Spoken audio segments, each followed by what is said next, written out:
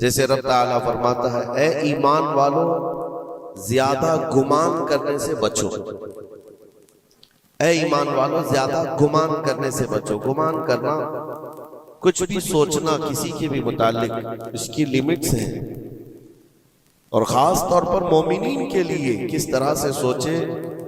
ایسا نہیں ہے کہ تم اپنی عقل کے پردوں کو یا اپنے دماغ کے گھوڑے کو دوڑاتے رہو، جو چاہے من میں آئے جس کے بارے میں سب سوچتے رہو۔ قرآن نے تو اس پر پابندی لگائی، اے ایمان والو زیادہ گمان کرنے سے بچو، ولا تجسسوا، اور کسی کی ٹوہ میں مت لگے رہو۔ تجسس کس کو کہتے ہیں؟ جاسوسی کرنا، کون کہاں جا رہا ہے، کہاں سے آ رہا ہے، اس کے گھر میں کتنے لوگ ہیں، کس وقت ان کے گھر میں کیا کیا ہوتا ہے، تمہیں اس کے بارے میں اللہ نے حکم نہیں دیا، لیکن بھائیوں کی ٹوہ میں لگے رہنا بہت بڑا گناہ ہے، گناہ کبیرہ میں ہے۔ وَلَا يَغْتَبْ بَعْضُكُمْ بَعْضًا، اور آیت کا یہ تیسرا حصہ ہے، اور اپنے بھائیوں کی غیر موجودگی میں ان کی غیبت نہ کرو، ان کے خلاف باتیں نہ کرو۔ اور رب تعالیٰ فرماتا ہے کیا تم میں سے کوئی یہ پسند کرتا ہے کہ اپنے مرے ہوئے بھائی کا گوشت کھائے؟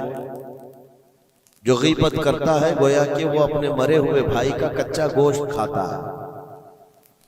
اور غیبت کے متعلق بہت سارے لوگوں کو ایسا لگتا ہے ارے میں تو پیٹھ پیچھے کیا سامنے منہ پہ بھی یہی بول سکتا ہوں۔ یہ باتیں جو کہتے ہیں، غیبت کا مطلب یہ نہیں ہے کہ صرف پیٹھ کے پیچھے بولنا، منہ کے سامنے بھی ایسی چیز بولنا جو اس کو بری لگے، وہ غیبت ہے، وہ بھی حرام ہے۔ یہ تین چیزیں اس آیت کے اندر ہے، ایک بدگمانی کرنا، دوسرے جاسوسی کرنا، اور تیسرے غیبت کرنا۔ اس کے اوپر اگر میں گفتگو کروں بہت طویل ہو جائے گا، لیکن یہ پورے معاشرے کے لیے زہر ہلال ہے، زہر قاتل ہے۔ یہاں سے سوسائٹیاں ٹوٹ جاتی ہیں، رشتے ختم ہونے لگتے ہیں۔ بدگمانی کرنا، شک کرنا، یہ ایک اسی کی قسم ہے۔ ظن اس کو عربی میں کہا گیا ہے گمان، یعنی کسی کے متعلق گمان کرنا۔ دیکھیں دنیا میں جو چیز دکھ رہی ہے ضروری نہیں ہے کہ وہ ویسی ہی ہو۔ ہر چمکنے والی چیز ہیرا نہیں ہوتی، اور ہر کالی دکھنے والی چیز کوئلہ بھی نہیں ہوتی۔ دونوں میں بڑا فرق ہے۔ حقیقت کچھ اور ہو سکتی ہے، لیکن بغیر کسی تحقیق کے یا بغیر تمہیں یقین کے گمان کر لینا، یہ تمہیں بہت بڑے گناہ میں لے جائے گا، بہت بڑے گناہ میں۔ اب گمان کی قسمیں بھی میں آپ کو بتاؤں گا، اس سے قبل میں آپ کو بتاؤں سیدنا جنید بغدادی رضی اللہ تعالیٰ عنہ، جو سید الطائفہ ہیں، ولیوں کے سردار ہیں، اپنے زمانے کے قطب، گھر میں بیٹھے ہوئے تھے، بڑے آپ گھر سے بھی مالدار تھے، بہت سارے لوگ اپنی ضرورت لے کر کے آتے تھے۔ دوپہر کا وقت تھا، ایک مانگنے والا آپ کے دروازے پر آیا، آپ کو جو دینا تھا وہ دے دیتے، لیکن آپ نے اس کو خیرات دینے کے وقت دل میں یہ سوچا کہ ہٹا کٹا آدمی ہے، کما کر کھا سکتا ہے، اس کو یہ بری لت کہاں سے پڑ گئی، یہ کیسا آدمی ہے۔ بہرحال اس کو جو خیرات دینی تھی دے دیا، وہ بندہ چلا گیا، خیرات لے کر چلا گیا۔ اب واپس آپ اپنے گھر آئے، اور جیسی ہی آپ آئے نیند لگ گئی، آپ سو گئے۔ آپ کے سونے کے بعد آپ نے خواب دیکھا کہ میدان محشر قائم ہو چکا ہے، حساب کتاب ہو رہا ہے، لوگوں میں نفسا نفسی کا حال ہے، فرشتے کچھ کو پکڑ کر لے جا رہے ہیں، کچھ کا حساب کر رہے ہیں۔ اور جب حضرت جنید بغدادی کا نمبر آیا تو دو فرشتے بہت بڑی تھال لے کر کے آئے، جس میں کچا گوشت تھا اور خون ٹپک رہا تھا۔ جنید بغدادی سے کہا گیا کہ یہ لو، اس کو کھاؤ۔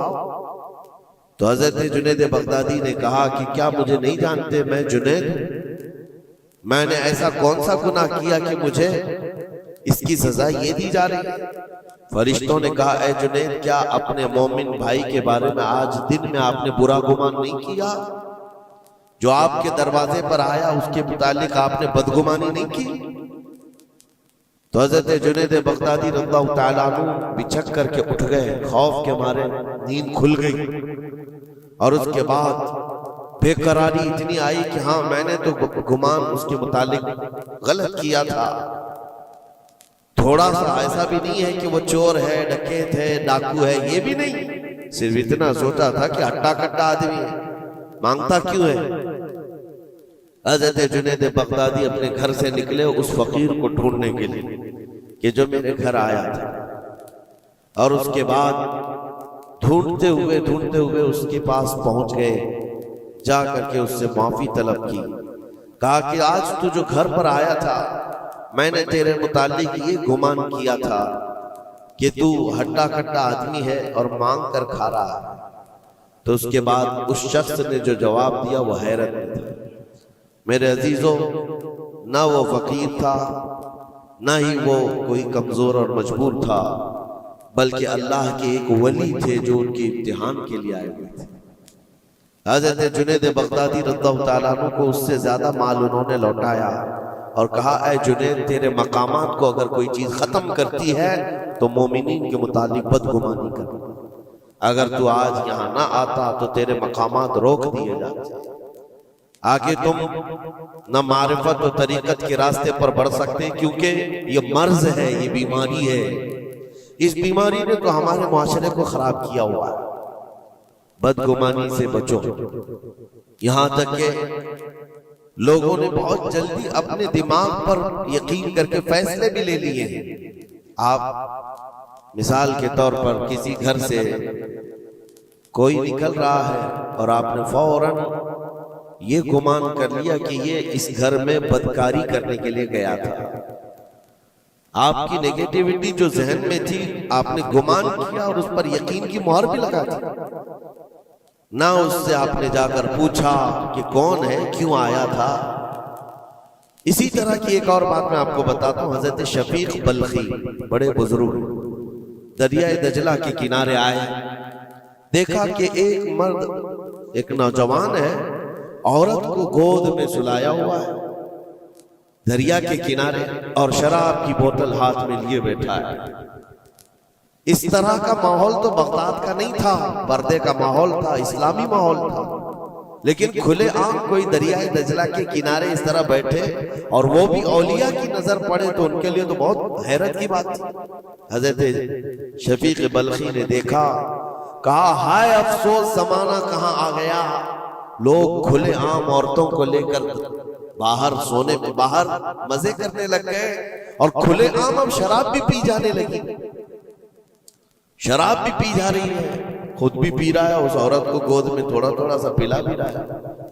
حضرت شفیق بلخی نے کہا کہ بہت سخت حالات ہو گئے بغداد میں، اتنی عیاشیاں میں پہلی مرتبہ دیکھ رہا ہوں۔ اسی اثنا میں ایک کشتی دریائے دجلہ میں ہچکولے کھاتی ہوئی آ رہی تھی، اور اس کشتی کا بیلنس بگڑا ہوا تھا، وہ آگے بڑھ نہیں پا رہی تھی۔ ادھر ادھر کرتے کرتے اچانک وہ کشتی پلٹ گئی، اس میں 10 لوگ سوار تھے، سب کے سب دریا میں ڈوب گئے۔ یہ جو نوجوان کنارے پر بیٹھا تھا، اس عورت کو جو گود میں لیے بیٹھا تھا، عورت کو اٹھایا اور اس کو سائڈ کیا، بھاگتا ہوا گیا دریا کے پاس، یوں ہاتھ ڈالتا تھا، ایک آدمی کو نکالتا تھا اور باہر کرتا تھا، نہ اس کے پاؤں پانی میں ڈوبتے تھے، یوں سمجھ لیں کہ جیسے دریا میں کوئی کھڑا ہے اور اپنے ہاتھ ڈال ڈال کر کے نکال رہا ہے۔ 9 آدمیوں کو اس نے اپنے ہاتھوں سے دریا سے نکالا اور باہر کیا، اور اس کے بعد ایک آدمی بچ گیا تھا۔ اس نوجوان نے حضرت شفیق بلخی کی طرف دیکھا جو وہیں کھڑے تھے، کہا کہ اے شفیق بلخی، میرے بارے میں بہت کچھ تم نے سوچا دل میں، 9 تو میں نے نکال دیا، ایک آپ نکال دیا، یہ جو جان بچایا ہے میں نے، اور رب تبارک و تعالیٰ نے فرمایا جس نے کسی ایک کی جان بچائی اس نے پوری کائنات کی جان بچائی، پوری دنیا کی جان بچائی، میں نے تو 9 کو بچایا، آپ ایک بچاؤ۔ آپ نے فرمایا اس سلسلے میں بعد میں بات کریں گے، پہلے اس آدمی کو بچا لو، اس آدمی کو بچا لو، میں تم سے التجا کرتا ہوں۔ اس نے 10ویں کو بھی بچایا۔ اس کے بعد حضرت شفیق بلخی کے دل میں احساس ہوا کہ میں نے غلط جگہ گمان کیا، یہ کوئی عام آدمی نہیں ہے، عام انسان نہیں ہے، اس کے متعلق میں نے کیا کیا دل میں سوچ لیا، کیا کیا گمان کر لیا۔ تو آپ کی آنکھوں میں آنسو آ گئے اور کہا کہ مجھ سے بڑی خطا ہو گئی، مجھے معاف کریں، لیکن آپ کو اللہ نے یہ طاقت دی ہے کہ آپ دریا پر کھڑے ہو کر انسانوں کو بچا تو رہے ہیں، لیکن یہ کیا ہے جو کنارے پر بیٹھ کر کے کھلے عام ہو رہا ہے؟ کنارے دریا کے بیٹھ کر یہ کھلے عام کیا ہو رہا ہے؟ اس نوجوان نے کہا شفیق بلخی یہ بھی میں بتاتا ہوں، وہ گود میں پڑی ہوئی عورت کوئی عام عورت نہیں، میری معذور ماں ہے، بیمار ہے، اور اس کو دریا کے کنارے لانے کا حکیموں نے حکم دیا، اور میرے ہاتھ میں جو بوتل ہے یہ دوا کی بوتل ہے، اس کو ہر آدھے گھنٹے پر پلایا جاتا ہے، میں بھی پیتا ہوں اور میری ماں کو پلاتا ہوں، صرف علاج کی غرض سے میں یہاں پر بیٹھا ہوا ہوں۔ اور آپ نے اپنے دماغ میں کیا کیا سوچ لیا کہ بغداد تباہ ہو گیا، عیاش ہو گیا، نوجوان عورتوں کو لے کر آ کے بیٹھنے لگ گئے، شراب پینے لگ گئے۔ میرے عزیزو یہ بہت بڑے ولی کامل کی بات کر رہا ہوں، حضرت شفیق بلخی، لیکن ان کو خطا کا احساس ہوتا تو وہ روتے، گڑ گڑاتے اور توبہ بھی کرتے۔ ہمارے تو حالات ایسے ہیں کہ ہم نے تو بلڈنگیں بنا لی اپنے گمان پر، عمارتیں بنا لی، فلاں کے متعلق ایسے ایسے معاملات ہیں، اور اسی پر ہم عمارتیں بنانا شروع کر دیتے ہیں، جبکہ ہمارے پاس یقین کے لیے ایک دلیل بھی نہیں ہوتی۔ میرے عزیزوں، بدگمانی سے بچنے کے لیے قرآن کہتا ہے یا ایھا الذین آمنوا اجتنبوا کثیرا من الظن، اے ایمان والو زیادہ گمان کرنے سے بچو، حرام ہے اور کبیرہ گناہ ہے۔ یہاں تک کہ فرمایا گیا کہ بدگمانی کرو گے مومنین کے متعلق، کل قیامت کے دن فیصلہ ہوگا، اور اگر تمہارا گمان غلط نکلا تو ساری نیکیاں تمہاری اٹھا کر اس بندے کو دیجئے جس کے متعلق بدگمانی کیا تھا، اور تم نیکیوں سے اگر خالی تھے تو یہ مت سمجھنا کہ اب کچھ نہیں لیا جائے گا، بلکہ جس کے متعلق بدگمانی کیے تھے اس کے گناہ اٹھا کر تمہارے اوپر ڈال دیا جائے گا۔ اس کے حقوق کی پامالی ہے، یہ حقوق العباد ہے، اس لیے یہ گناہ ایسا ہے بلکہ ایک مرض ہے جو لوگوں کے اعتماد کو ختم کرتا ہے، رشتے بگڑ جاتے ہیں۔ مجھے یاد ہے ایک بات بہت پہلے کی، ہمارے زمانے طالب علم، میں نے تقریباً 8-10 سال دیکھا، دو گہرے دوست تھے، بہت گہرے دوست، ایک ساتھ کھاتے تھے، ایک ساتھ جاتے تھے، مشہور تھی دوستی، اور اتفاق ایسا ہوا کہ ایک محفل میں بیٹھے ہوئے تھے، ایک دوست جو ہے وہ مجھ سے بات کر رہا تھا، اور اس کا جو دوسرا دوست ہے وہ دور بیٹھا ہوا ہے۔ اب اس دوست نے مجھے کان میں کچھ بات کی، میں نے دیکھ کر ہنسا، وہ بھی مجھے دیکھ کر ہنسا، بات کچھ اور ہی تھی، سامنے والے کو ایسا لگا کہ ہم اس کے متعلق پلاننگ کر رہے ہیں، اور اس کو یہ لگا کہ ہم اس کے متعلق کچھ بری باتیں کر رہے ہیں، جبکہ نہ اس کے نام کا مسئلہ تھا، نہ ٹاپک تھا، کچھ نہیں تھا، بس اس بندے نے اس بدگمانی کی وجہ سے 10 سال تک بات چیت چھوڑ دی۔ کئی مرتبہ ہم نے بتایا بھی کہ تمہارا میٹر نہیں تھا، تمہارا مسئلہ نہیں تھا، سامنے والے کو یقین نہیں آتا، صرف اور صرف گمان کی بنیاد پر کہ وہ مجھے دیکھ کر ہنس رہا تھا تو میرے ہی متعلق بات تھی۔ یہ اپنے عقل کے فطور پر یقین کر کے عمارتیں بنا لینا تمہیں بہت بڑی گمراہی میں لے جاتا ہے۔ کئی مرتبہ ایسا ہوتا ہے کہ دھوکہ کھا جاؤ۔ اسی سورہ حجرات کی ایک اور آیت میں بتاؤں آپ کو، اللہ کریم فرماتا یا ایھا الذین آمنوا ان جاءکم فاسق بنبأ فتبینوا ان تصیبوا قوما بجہالۃ فتصبحوا علی ما فعلتم نادمین۔ یہ بدگمانی کرنے کا ایک اور ذریعہ ہے، ایک راستہ ہے۔ کیا ہے؟ اللہ فرماتا ہے جب تمہارے پاس کوئی فاسق آدمی خبر لے کر کے آئے گا تو اس کی تحقیق کر لو، یہ اللہ کا حکم ہے۔ کوئی فاسق آدمی، فاسق کون ہے؟ اس کی مثالیں آپ کو مل جائیں گی، جو کھلے عام گناہ کرتا ہے وہ فاسق ہے۔ فاسق آدمی جب تمہارے پاس خبر لے کر کے آئے تو رب فرماتا ہے اس کی تحقیق کر لو، ورنہ یہ ہوگا کہ انجانے میں تم کو شرمندگی اٹھانی پڑے گی، تم اپنے کیے پر بعد میں پچھتاؤ گے، الا ما فعلتم نادمین، تم شرمندہ ہو جاؤ گے۔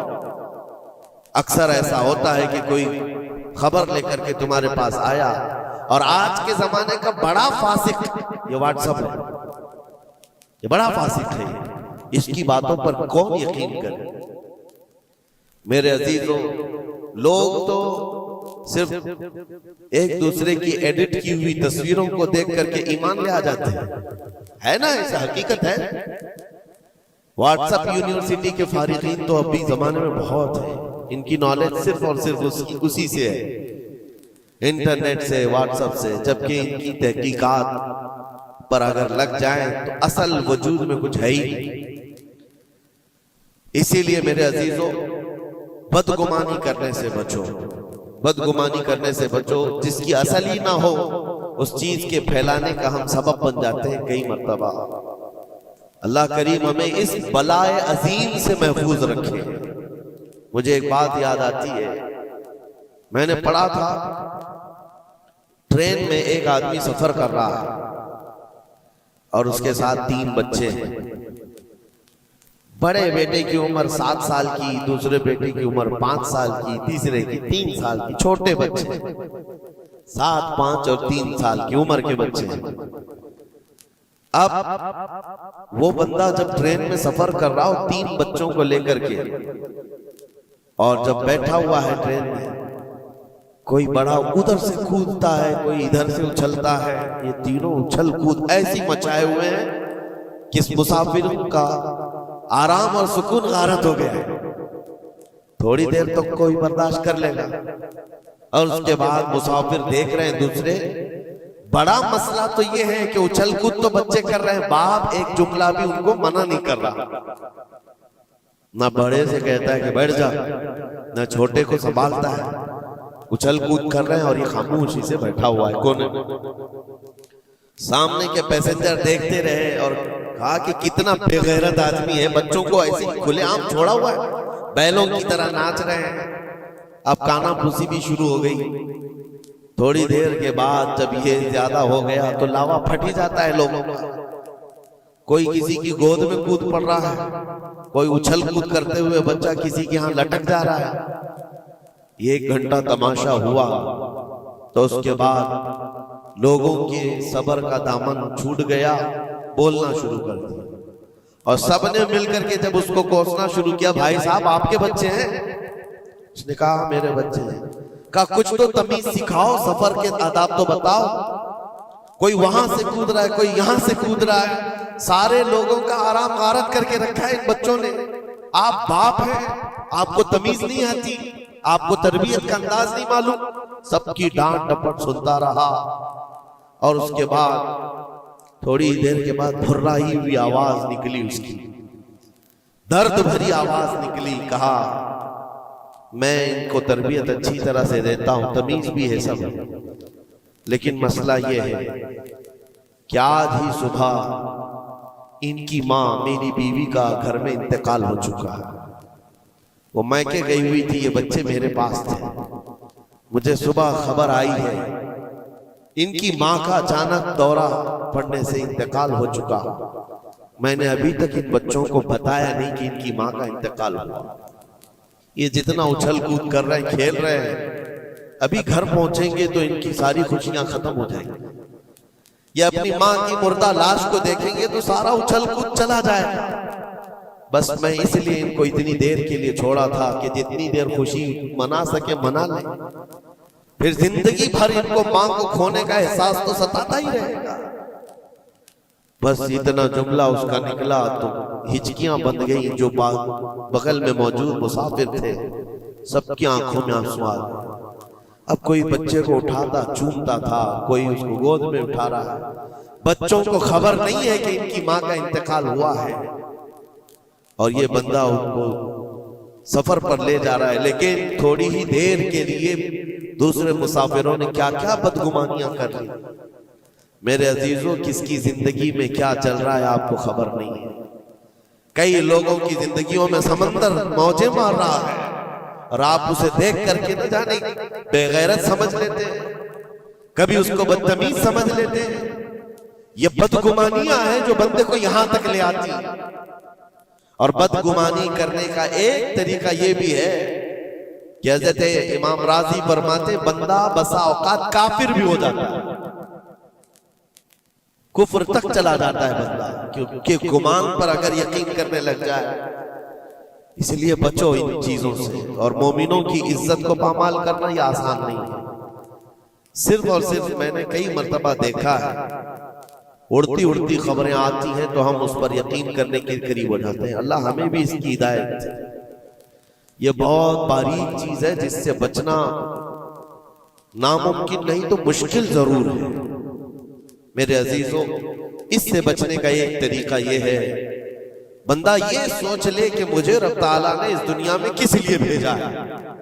سب کا حساب کتاب لکھنے کے لیے بھیجا ہے، سارے لوگوں کا اعمال نامہ مجھے پوچھا جائے گا قیامت کے دن، فلاں کیا کرتا تھا، فلاں کیا کرتا تھا۔ جب مجھے رب تعالیٰ نے اس کا مکلف ہی نہیں بنایا تو خامخواہ دوسروں کی زندگیوں میں کیوں دخل اندازی کروں، کیوں لوگوں کے متعلق گمان پال کر کے بیٹھوں۔ آپ کو اس روئے زمین پر جو بھیجا گیا وہ اللہ نے اپنی عبادت کے لیے بھیجا ہے، اپنی رضا کے لیے۔ ہم اس کی رضا تو حاصل نہ کر سکے، اس کی عبادت میں کامل ہو نہیں سکے، اور دوسروں کے عیوب پر ہم لوگوں نے اپنی پوری انرجی خرچ کرنا شروع کر دیا۔ عزیزان گرامی وقار، یہ پرفتن دور ایسا ہے۔ اب میں جو قسمیں بتا رہا تھا زن کی، دیکھیں بسا اوقات بندے سے بندے کا گمان اپنی جگہ پر، آپ میرے بارے میں کیا سوچتے ہیں مجھے معلوم نہیں، میں آپ کے بارے میں کیا سوچتا ہوں وہ آپ کو بھی نہیں معلوم۔ یہ تو بندوں کا گمان ہے، لیکن بندہ رب سے جو گمان رکھتا ہے یہ بھی بہت بڑا مسئلہ ہے، بہت بڑا مسئلہ ہے۔ اس کو آسان مت سمجھے۔ یہ دماغ کے گھوڑے جب دوڑتے ہیں اس پر کنٹرول بھی تو نہیں ہوتا ہے، کہاں تک جائے گی گمان۔ مسلم شریف کی حدیث ہے، میرے آقا صلی اللہ تعالی علیہ وسلم فرماتے ہیں شیطان تمہارے پاس آتا ہے گمان کے راستے سے، تم سوچنے لگتے ہو کو کس نے بنایا، یہ سوچ ہی تو ہے۔ تمہارا دل جواب دیتا ہے اللہ نے بنایا۔ زمین کو کس نے بنایا، اللہ نے بنایا۔ چیزیں سوچتے جاتے ہو اس سے پہلے کیا تھا، اس سے پہلے کیا تھا، اس سے پہلے کیا تھا، اور یہ جب دماغ کے گھوڑے دوڑنے لگے تم نے اس کو نکیل نہیں تھامی تو یہ لے کر کے جاتا ہے دماغ، اخیر میں یہ گمان ڈالتا ہے پھر اللہ سے پہلے کیا تھا، یا پھر اللہ کو کس نے بنایا۔ یہاں آ کر کے تمہارے ایمان پر ڈاکہ پڑ جاتا ہے اور تم شش و پنج میں رہ جاتے ہو۔ خود سے اگر کچھ سوچ کر فیصلہ کر لیا کہ اللہ کے پہلے ایسا تھا یا اللہ ایسا تھا، نعوذ باللہ، تو کفر ہو گئے۔ ایک گمان کے راستوں کو آزاد چھوڑنے کا حکم نہیں دیا گیا ہے، اسی لیے میاں ہم اور آپ تو چھوڑیں، اولیاء کی بات بھی چھوڑیں۔ امت کے جو سب سے اعلیٰ قسم کے لوگ تھے وہ صحابہ تھے، سب سے اعلیٰ، قیامت تک پیدا ہونے والوں میں جو سب سے اچھے تھے اللہ نے ان کو صحابی رسول بنایا۔ صحابہ کرام بات کر رہے تھے آپس میں کس مسئلے میں، تقدیر کے بارے میں، تقدیر کے متعلق بات کریں۔ تقدیر کے بہت سارے مسئلے، اس میں دماغ کی گرہیں ایسی آزاد ہو جاتی ہے، بندہ سوچنے لگ جاتا ہے۔ تقدیر کیا ہے؟ جو کچھ بھی دنیا میں ہونے والا ہے اللہ تعالیٰ نے اس کو پہلے سے لکھ دیا ہے۔ یہ یقین ہے کہ نہیں آپ کا تقدیر؟ اور تقدیر کا انکار کرنے والا کافر ہے۔ یعنی جو کچھ اچھائی یا برائی زندگی میں ہو رہی ہے اللہ نے اس کو پہلے سے لوح محفوظ میں لکھا، یہ تقدیر ہے۔ اب بندہ یہاں سوچنے لگتا ہے اگر پہلے سے لکھا ہوا تھا تو مجھے تو وہی کرنا ہے جو وہاں لکھا ہوا ہے، اس میں میرا کیا قصور ہے؟ گناہ کرتا ہے اس کے بعد بولنے لگتا ہے تو پہلے سے لکھا ہوا تھا۔ کچھ بھی کرے گا اور اس کے بعد یہ گمان کرنے لگے گا کہ وہاں تو لکھا ہوا تھا میں ایسا کر رہا ہوں۔ تقدیر کے مسئلے ایسے ہیں کہ بعض لوگ سوال کرنے لگ جاتے ہیں کہ میاں اگر اللہ نے پہلے سے لکھا ہے تو پھر بندے کا کیا قصور ہے اس میں جو گناہ کر رہا ہے، اور اگر پہلے سے لکھا ہوا نہیں ہے تو پھر تقدیر نہیں ہے۔ ان مسائل میں گفتگو کرتے کرتے، گمان کرتے کرتے بندہ کفر تک پہنچ جاتا ہے۔ کچھ فرقے بھی بن گئے اسی بات، جبریہ، قدریہ۔ اب میں یہاں پر اس لیے یہ بات کر رہا ہوں، نبی کریم صلی اللہ تعالی علیہ وسلم نے صحابہ کو منع کر دیا کہ اس مسئلے میں گفتگو زیادہ نہ کرو، تو عام لوگ تو چھوڑیں۔ اب زن کی قسمیں میں بتا رہا ہوں، گمان کی وہ 4 قسمیں بتائی گئی ہیں امام ابو بکر جساس رازی رحمۃ اللہ علیہ نے 4 قسمیں اس کی بیان کی۔ پہلا گمان حرام ہے، دوسرا گمان واجب ہے، تیسرا گمان مستحب ہے، اور چوتھا گمان یعنی نہ اس کے اوپر گناہ مباح ہے۔ اس کی قسمیں ہیں جس میں سے پہلا گمان جو حرام ہے، اور ایک گمان کو تو انہوں نے کفر بھی کہا۔ پہلا گمان حرام، یہ سوچتا رہ جائے صرف اللہ کے متعلق ہے یہ سارے گمان کہ میں گنہگار ہوں اور اللہ مجھے سزا دے کر ہی رہے گا، اللہ مجھے عذاب ہی دے گا، یہ سوچتا رہے صرف اور صرف، تو امام ابو بکر جساس رازی فرماتے ہیں یہ گمان حرام ہے۔ رب قہار ضرور ہے، رب جبار ضرور ہے، لیکن غفار بھی ہے اور ستار بھی۔ تم نے اگر صرف یہی گمان کیا کہ مجھے سزا دے گا، مجھے سزا دے گا، تو یہ گمان حرام ہے۔ اس پر مجھے اعلیٰ حضرت فاضل بریلوی رحمۃ اللہ تعالی علیہ کی بات یاد آتی ہے۔ ان کا گمان کیسا تھا؟ سوچتے تھے بارگاہ مصطفیٰ کریم کہتے ہیں ڈر تھا کہ عصیاں کی سزا اب ہوگی یا روزے سے زیادہ، ڈر تھا کہ گناہوں کی سزا اب ہوگی یا روزے جزا، دی ان کی رحمت نے صدا، یہ بھی نہیں وہ بھی نہیں، یہاں بھی نہیں ہوگی وہاں بھی نہیں ہوگی، رحمت نے سزا آواز دی۔ ہاں گناہوں کے متعلق ہمیں تو گمان ہے کہ سزا ہوگی، میرے اعمال کا بدلہ تو جہنم ہی تھا، میں تو جاتا میرے سرکار نے جانے نہ دیا، یہ گمان ہے۔ بارگاہ مصطفیٰ میں گمان اعلیٰ رکھو، اور رب تعالیٰ کے متعلق جب گمان کرنا ہو تو حدیث قدسی ہے، مسند احمد کی حدیث ہے، اللہ تعالیٰ فرماتا انا عند ظن عبدی بی، میں اپنے بندے کے گمان کے مطابق سلوک کرتا ہوں، بندہ میرے متعلق جیسا گمان کرتا ہے میں اس کے ساتھ کرتا ہوں۔ اب تمہارا ہے یہ تمہاری مرضی ہے، اور حدیث کا آگے کا ٹکڑا بھی ہے فَلْيَظُنُّ مَا شَاءَ بِي، بندہ جو چاہے میرے بارے میں گمان کر لے۔ تم سخت قسم کا خدا گمان کر کے بیٹھے ہو، سختیوں کا سلوک ہو جائے۔ اسی لیے میں نے اس سے قبل بھی ایک بار کہا تھا، جب کسی کے گھر میں انتقال ہوتا ہے فرشتے آ جاتے ہیں، مرے ہوئے انسان کو اٹھانے سے پہلے تک وہ گھر والوں کو سب دیکھتے رہتے کون کیا کیا بول رہا ہے، اور اس کی ساری رپورٹ لے جا کر بارگاہ رب العزت میں عرض کرتے ہیں۔ اللہ تعالیٰ پوچھتا ہے فرشتوں سے آج اس گھر میں ایک جان کو ہم نے لیا، وہ لوگ میرے متعلق کیا گمان کر رہے تھے، کیا سوچ رہے تھے اور کیا کہہ رہے تھے؟ فرشتے کہتے ہیں اے مولا فلاں کہہ رہا تھا کہ میرے گھر پر بڑا ظلم ہو گیا، میرا عزیز بچہ لے لیا، میرے گھر پر ایسی چیز آفت آ گئی، سب باتیں۔ تو رب تبارک و تعالیٰ فرماتا ہے فرشتوں گواہ ہو جاؤ، انہوں نے جیسا میرے متعلق گمان کیا اب میں ان کے ساتھ ویسا سلوک کروں گا، دنیا میں بھی۔ اور پھر کسی گھر سے فرشتے جاتے ہیں جو نیک لوگوں کا ہوگا، رب تعالیٰ پوچھتا ہے یہاں کیا کہا جا رہا تھا میرے متعلق، کیا سوچا جا رہا تھا؟ فرشتے کہتے ہیں مولا ان کے گھر پر بڑی غم کی بات تھی، بڑی مصیبت تھی، ان کے باپ کا انتقال تھا، لیکن ہر کوئی کہہ رہا تھا انا للہ و انا الیہ راجعون، اللہ کے لیے ہیں اور اللہ ہی کی طرف لوٹنے والے ہیں۔ رب تعالیٰ پر فرماتا ہے فرشتوں تم گواہ ہو جاؤ، اس سے بہتر ان کو نعم البدل دنیا میں دوں گا اور اس سے بہتر آخرت میں عطا کروں گا۔ تو اللہ کریم کے بارے میں گمان کیا رکھنا ہے، یہ بھی غور و فکر کے ساتھ۔ یہ ظن حرام سے بچو، ظن کفر سے بچو، اور ظن واجب ہے ایک جو فقہ کے مسئلے ہیں، یہ احادیث جس کو ظنی احکام کہا جاتا ہے وہ سب یہاں پر ڈسکس کریں تو آپ کے اوپر سے باؤنس چلا جائے۔ اور مومنین کے متعلق مستحب ہے، اچھا گمان کرنا ہر ایک کے متعلق مستحب ہے، اور مباح جس کو کہا گیا ہے وہ ایسا ہے کہ آپ کے بلا اختیار کچھ گمان آیا ہے، آپ نے سوچا نہیں، تو یہ مباح ہے۔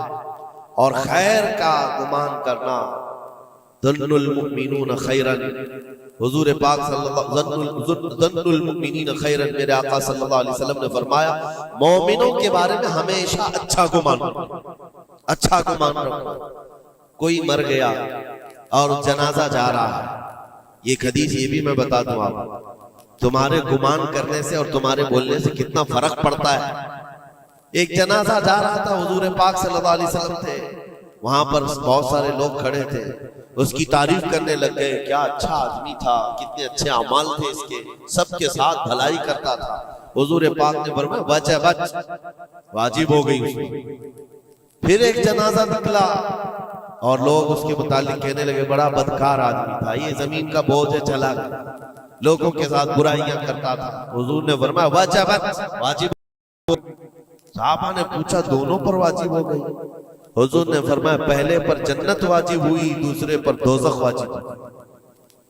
تم نے جس طرح سے اس کے متعلق اپنا وہ بنایا، دماغ بنایا، مومنین جو کثیر مومنین اور یعنی صلاح و تقوی والے مومنین جس کے متعلق اچھا گمان کرے، اللہ بھی اس کے ساتھ اچھا سلوک فرماتا ہے۔ اسی لیے میرے عزیزوں، کیا جاتا کیا ہے اچھا گمان کرنے میں؟ خرچہ کون سا ہے آپ کا؟ پیسے کون سے لگتے ہیں آپ کے؟ جو قبرستانوں میں سوئے ہوئے ان کے بارے میں اچھا گمان کرو کہ جو کچھ بھی تھے انجانے میں ان سے خطائیں ہوئی ہوں گی، لیکن وہ رب تعالیٰ کی رحمت سے مایوس نہیں تھے، مولا انہیں معاف کرے گا۔ یہ اتنا گمان کرنے میں تمہارا کیا جا رہا ہے؟ آج کے اس پرفتن دور میں ایسے بدمعاش قسم کے اور ایسے فتین لوگ بھی آئے ہوئے ہیں جو تمہیں اولیاء سے بھی بدگمان کر رہے ہیں، صحابہ سے بھی بدگمان کر رہے ہیں۔ آج دیکھتے نہیں سوشل میڈیا پر کوئی حضرت امیر معاویہ پہ بھونک رہا ہے، کوئی خارجی کتا مولا علی پہ بھونک رہا ہے، کوئی سیدہ فاطمہ الزہرا حسنین کریمین کے بارے میں بات کرنے لگ گیا ہے۔ نہ تمہارا زمانہ ہے، نہ تم نے ان کو دیکھا ہے، صرف اڑتی ہوئی خبریں آئی تو تم نے یہاں سے گمان بنا لیا، فلاں باغی تھا، فلاں حد سے زیادہ کرنے والا تھا۔ نعوذ باللہ، یہ صحابہ کے بارے میں باتیں ہو رہی ہیں، اولیاء کرام کے بارے میں دھڑلے سے بات کی جاتی ہے، وہ ایسے تھے، انہوں نے ایسا کیا، انہوں نے ویسا کیا۔ معاذ اللہ، جس وقت تمہاری پکڑ ہوگی تمہیں دلیل دینی پڑے گی، کہا جائے گا ہاتھو برہانکم ان کنتم صادقین، اگر تم سچے ہو تو دلیل لاؤ، جو کچھ تم نے سوچا یہ بندہ ویسا تھا ثابت کرو، ثابت کر سکو گے؟ صاحب معاملہ تب کبھی تم سے ملا ہی نہیں، تم نے پہاڑ بنا رکھا ہے۔ اپنی نیکیوں کو غارت کرنے سے بچائیں۔ پھر قرآن کی آیت پڑھتا ہوں، اے ایمان والو کثیر گمان کرنے سے بچو۔ اس کے دو حصوں پر تو میں نے بات ہی نہیں کیا، ولا تجسسو، جاسوسی مت کرو۔ یہ جو ٹپر بنے ہوئے گھومتے ہیں، 500 کی نوٹ ملتی ہوگی، اس کی مثال ایسی ہے کسی کتے کو ہڈی ڈالی جا رہی ہے اور وہ ان کے پیچھے تم ہلاتے ہوئے بھاگ رہا ہو، تمہیں پتا بھی ہے کتنا بڑا گناہ ہے یہ، کتنا بڑا گناہ ہے۔ ارے تم ہے، لعنت ہے ایسی زندگیوں پر۔ تم کو زندگی اس لیے ملی کہ تم مومنین کی اور مسلمانوں کی خبرگیری کرو اور یہاں کی جاسوسی لے جا کر کفار کو دو۔ کل قیامت کے دن کیا جواب دو گے رب تعالیٰ کے بارے میں؟ رب تبارک و تعالیٰ کے ان بندوں کے متعلق جو اسے اللہ پکارتے ہیں، تم ان کی خبریں لے جا کر ان کفار و مشرکین کو دینا چاہتے ہو جو ہماری جان کے پیاسے ہیں۔ مسلمانوں میں سے اگر کوئی ہے تو باز آ جائے، توبہ کر۔ اتنا خطرناک گناہ ہے کہ مرنے کے بعد قبر میں اس کا چہرہ قبلے سے بدل دیا جائے،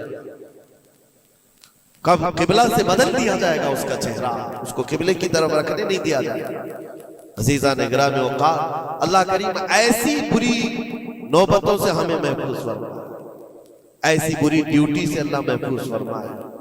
کریم خدا ارحم الراحمین کی بارگاہ میں دعا ہے کہ ہمیں ہماری عقل پر کنٹرول کی توفیق دے اور ہمیں مومنین کے متعلق حسن ظن کی توفیق عطا فرمائے، بدگمانی سے کیے ہوئے گناہوں سے مولا ہم کو معاف فرمائے۔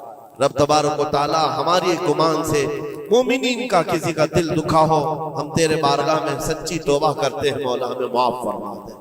وصلی اللہ تعالی علی خیر خلقی محمد وآلہ واصحابہ اجمعین۔